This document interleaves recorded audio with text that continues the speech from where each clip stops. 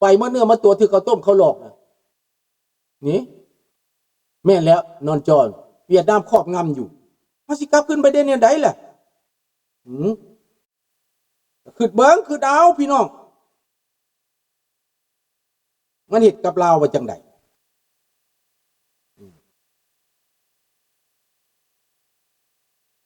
พระเจ้าแช่มือว่าดีจะไปใส่แล้วอย่ามันบทนั่นก็อย่าเด้อบ่เห็นบัญญัติให้ฟังนะแต่ว่าพี่น้องเขาก็สิได้ฟังแล้วแหละความเว้ามันน่ะเป็นตะหน่ายได้มันเป็นตะหน่ายอีหลีได้รับบ่ได้แล้วความเว้าแบบนั้นน่ะว่าสิมายั่วเฮาสิเฮ็ดทุกวิธีต่างให้พวกเจ้าหลงให้พวกเฮาหลงเสือเพิ่นนี่อ้ายถามแน่เห็นอันตู้รอ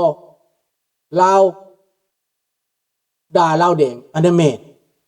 ข้าพเจ้าสงสัยมันกินยาพิษซองแล้วบอกก็ดีแล้วคันมันมาเว้าจังซั่นน่ะข้าพเจ้าก็เบิ่งอยู่ข้าพเจ้าแต่ก่อนมาด่าเฮามาต่อต้านเฮาดูถูกเฮาเดี๋ยวนี้ปะโตด่ารัฐบาลนี่น่ะมันเปลี่ยนเขาห่อมันเมายาติหรือว่ามันตั้งใจบ่ดีคันมันไปในทางนั้นน่ะคนเฮาน่ะดีคันมันเปลี่ยนน่ะคนเฮาน่ะบ่ได้ว่าหยังข้าพเจ้าก็บ่ได้โทษหยังมันมาจังซี่ก็ดีแล้วเฮ็ดต่อไปคือสิแม่นเฮ็ดแล้วบ่ได้อันลาวแดงบ่ค้ำประกันเด้เขาใส่ให้ด่ากันใส่ให้พิษกันใส่บ่ได้แล้วมอตุลอบ่ได้ประโยชน์หมดประโยชน์แล้วเขาบ่ให้หยังแล้วปีนคำบาดนี้ปีนคำก็สิเป็นจังซั่นดีใจนำเด้อตุลอเด้อเห็นไปออกอยู่เห็นนั่นแกล้งปะย่างเอามาออกอยู่ได้ล่ะมักตุลอเปลี่ยนใจเนาะก็ดีใจน้ำข้าพเจ้านี่น่ะดีใจน้ำที่คนมันตื่นไว้มันสิหูตาสว่างเรื่องอดีตเบื้องหลังที่มันด่าเฮาน่ะข้าพเจ้าก็บ่ได้เจ็บได้ปวดอีหยังดอกบ่ได้เครียดได้แค้นอีหยังมันไปหาสุพรรณวงศ์แล้วลุงเลิกจากแก้วบ่ได้ก็สิแม่นจังซั่นแหละ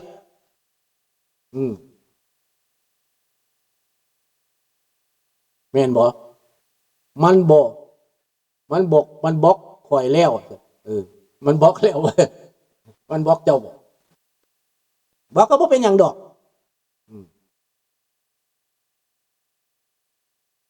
ตุลอมันบล็อกเจ้าบ่มันสู่เจ้าบ่ได้มันอาจจะบล็อกดี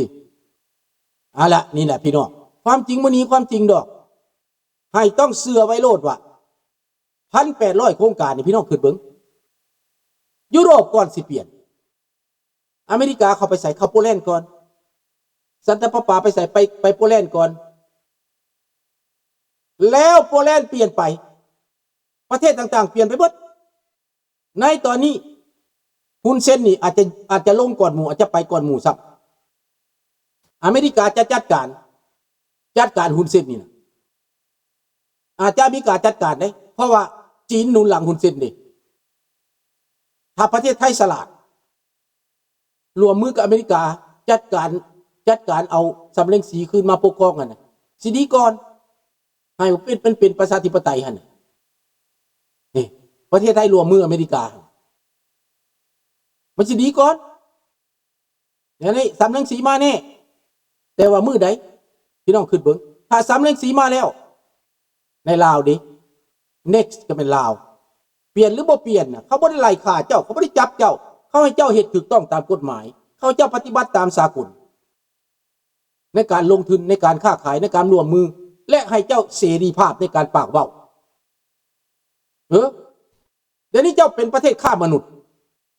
ประเทศลาวฆ่ามนุษย์เดี๋ยวนี้การฆ่ามนุษย์ฆ่าผู้หญิงฆ่าไปเมืองจีนแต่ไม่ลูกเจ้าลูกนายทั้งนั้นเป็นมาเฟียเดี๋ยวนี้กลายเป็นประเทศมาเฟียประเทศลาวเดี๋ยวนี้เป็นมาเฟียและพวกท่านคิดจังไดภูมิใจหลายนะเพราะกลายเป็นมาเฟียนี่นะข้าพเจ้านี่บ่ได้ข้าพเจ้าเป็นคนซื่อสัตย์เป็นคนที่นับถือศาสนาพุทธเป็นคนที่หู้ผิดหู้ถูก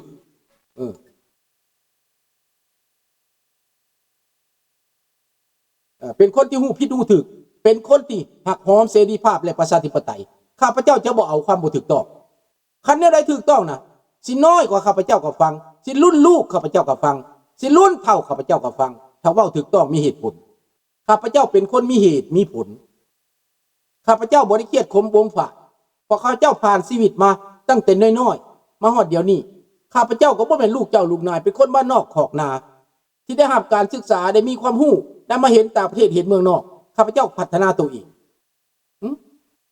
พัฒนาตัวเองไปเรื่อยๆแล้วก็หาเอาความจริงเข้ามาหลายๆเพื่อประดับตัวเองเข้ามาแล้วข้าพเจ้าด่าข้าพเจ้าก็สวมบทบาทซื่อๆแต่บ่แม่นคาแรคเตอร์ของข้าพเจ้าได้บ่แม่นได้ด่าเล่าแดงด่าอย่างนั้นบ่แม่นคาแรคเตอร์ได้บ่แม่นว่าด่าแล้วบ่ดีบ่ได้แม่นได้พวกเจ้าบ่ด่าแต่หัวใจพวกเจ้าเป็นมารหัวใจพวกเจ้าเป็นหยักพวกเจ้าเข็นขาฮาวีพวกเจ้าเกลียดผู้นั้นชังผู้นี้บ่ได้หมายความพวกเจ้าบ่ได้ด่าแล้วพวกเจ้าบ่ดีได้พวกเจ้าขี้หลักมักซกพวกเจ้าขี้ตัวขี้ลายพวกเจ้าโลภคนพวกเจ้าเอาของผู้อื่นบ่ได้ด่าครับบ่ดีคือกันอันนั้นก็ได้แต่ข้าพเจ้านี่ด่าแต่ข้าพเจ้าด่าเผด็จการข้าพเจ้าบ่ได้ด่าคนทั่วไปได้เห็นบ่ล่ะให้พี่น้องคิดให้แยกแยะให้ได้ดังนั้นในบทบาทที่ข้าพเจ้าสวมนี้อาวุธของข้าพเจ้าก็คือด่าเผด็จการให้มันหัวอ่อนให้มันขวัญอ่อนให้มันเสียขวัญให้คนทั้งโลกรู้ความชั่วมันนี่อันนี้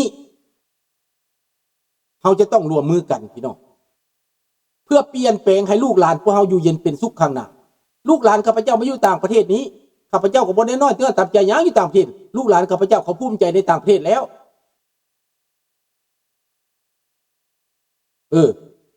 เขามีอยู่มีกินแล้วเขาทำมาหากินได้แล้วบ่ได้กลับประเทศเขาก็บ่สนข้าพเจ้าว่าให้เขากลับเมื่ออยู่ดิเขาคือสิบ่อยากเมื่อจังดีเขาเบื่อหน่ายเขาอยากอยู่ในเสรีภาพเขาอยากอยู่ในประชาธิปไตยเขาอยากอยู่ในบ่อนมีโอกาสบ่อน opportunity และบ่อนค้ำประกันมีการค้ำประกันชีวิตการเป็นอยู่โลกที่มันเจริญแล้วและผู้ใดอยากลงไปอยู่บ่อนมันมืดโลกมันยุติธรรมแล้วมีใครอยากไปอยู่บ่อนมันยุติธรรมข้าพเจ้าว่าคือสิยากมีแต่พวกหัวอ่อนเนี่ยเด้มีแต่พวกหับไส้หั่นแหละหลงตัวเองหั่นติมีแต่พวกนั่นแหละอยากไปรับไส้ลาวแดงก็มีแต่พวกนั่นแหละแม่นบ่แบบกินเฮาบ่ยอมก้มหัวในระบอบคอมมิวนิสต์แน่นอนอันนี้แม่นนะเบรกันสบายดีทันเดือนดังนั้นเรื่องการเพื่อสันติภาพเพื่อประชาธิปไตยในชาตินี้ข้าพเจ้าจะเฮ็ดทุกอย่างในเวลาข้าพเจ้ายังมีชีวิตอยู่ข้าพเจ้าจะถ่ายทอดออกมาให้ทุกคนรู้จักธาตุแท้ของพวกเผด็จการธาตุแท้ของพวกลาวแดงว่าเขาเป็นขี้ข่ามาไส้ของแก้วเขาเป็นขี้ข่ามาไส้ของจิกปากบ่ได้ไอบ่ดังประชาชนลาวอยู่ในความญาติอยู่ในความกลัวย่านเบิดอันใดก็ได้เห็นคันสิว่าละใบไม้ตกก็ญาติเพราะว่าเขาถูกข่มขู่เขาถูกนาบขู่มานี่แหละพี่น้องให้พี่น้องคนลาวทั้งเบิดที่อยู่ในต่างประเทศนี้พยายาม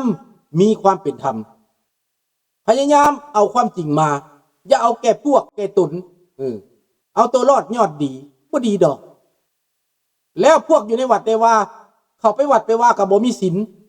ไปพิษไปเถียงกันในวัดเรื่องเอาลาวแดงเข้ามาเรื่องอยากให้วัดนี้เป็นของลาวแดงอย่าให้วัดนี้ขึ้นกับรัฐบาลลาวอย่าให้วัดนี้ไปเป็นเครื่องมือของพรรคการเมืองของพรรคคอมมิวนิสต์พวกเจ้าคิดว่าพวกเจ้ามีศีลวะพวกเจ้าบาปกินหัวตายห่าเลยแหละพวกนี้น่ะมันสิเป็นผู้เฒ่ามันสิเป็นผู้หนุ่มมันบาปเลยข้าพเจ้าสาบแช่งพวกมันเป็นเวรเป็นกรรมให้มันบาปให้มันเวรมันตกนรกมกใหม่คนพวกนี้น่ะเห็นบ่ล่ะวัดเป็นเล่าอพยพสร้างขึ้นมาวัดมหาจันทีเพิ่นสร้างขึ้นมาด้วยน้ำเหือน้ำแห้งของเพิ่นเจ้าสิไปยึดวัดแล้วไปมอบให้ทูตลาวแดงมันก็บ่ถูกอันนั้นผู้ใดเฮ็ดบักใดอีใดเฮ็ดก็ชั่วนั่นเลวพี่น้องมันเลวเด้อบอกสื่อมันมาข้าพเจ้าสิสาบแช่งมันข้าพเจ้าบ่ย่านบ่กลัวมันดอกสาบแช่งมันโลดพวกผีปอบอันนี้น่ะเดี๋ยวนี้เถียงกันอยู่ในวัดข้าพเจ้าเห็นเป็นตาอายก่อนสิเถียงกันในวัดนะย่อมือขึ้นซะก่อนนบซะก่อนไหว้พระซะก่อนหับศีลซะก่อนอย่างน้อยก็ฮู้จักศีล5ก่อนนะเอาศีล5ก่อนรับศีล5ก่อนจังเว้าคันคนบ่มีศีลน่ะมันต้องเอาโจรมามันต้องเอาเรื่องบ่ดีมาพวกเฮานี่หนีภัยการเมืองวัดนี่ก็แม่นพวกหนีภัยการเมืองสร้างขึ้นมาจะต้องรักษาไว้เหมือนเดิมครูบาเมืองลาวมาก็ต้องเฮ็ดตามหน้าที่นั้นบ่แม่นมาเพื่อการเมืองเด้ครูบามาบ่แม่นการเมืองเด้ครูบามาเรื่องแผ่ศาสนา เรื่องวัฒนธรรมเรื่องพุทธศาสนาบ่แม่นมาเรื่องภาครัฐให้พวกเจ้าจำเอาไว้จำใส่สมองไว้เด้อคันเรื่องนี้น่ะ